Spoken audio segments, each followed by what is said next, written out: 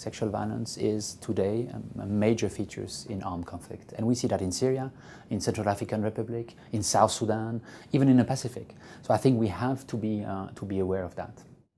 In all the conflict where ICRC is working, what we see is the fact sexual violence is used as a means of war, as a means to put pressure on communities, to humiliate people. Each of the time it's happening, it really destroys the person, but it also destroys the community, possibly the family also. For victims, for people being victims of sexual violence, just to be able to tell what happens to them is an extremely difficult situation for them. First of all, they feel sometimes victims and they feel overwhelmed by what happens, but also because they are at risk of reprisal, they're at risk of pressure on them, of also stigmatization by their own community. So I think we need to understand this is not an issue that you could just say, let's be aware and we will understand that. No. We have to allow victims to connect with the help we can bring.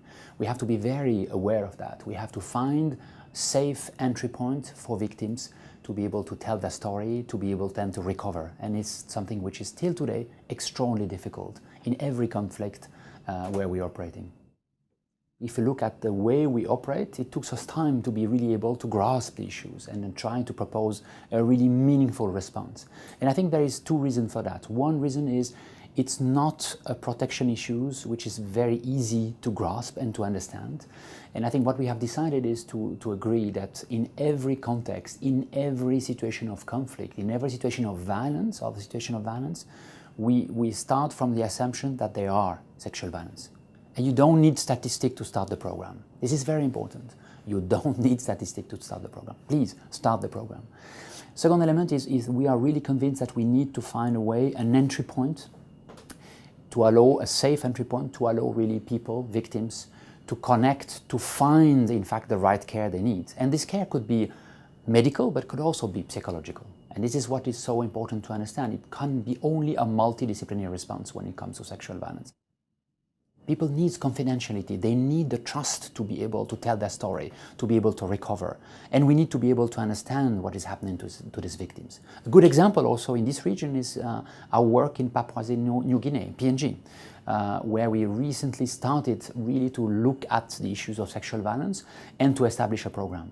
And here it's critical that we take the time to do that we understand the issues of the country, of the communities, and that we propose something which makes sense to the people affected by sexual violence. This is not something you can just bring from Geneva or from Canberra and impose.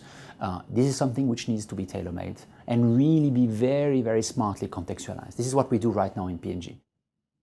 I think the fact that Australia, since already a few years, have decided to put sexual violence on top of this priority is something which is extremely important for the ICRC.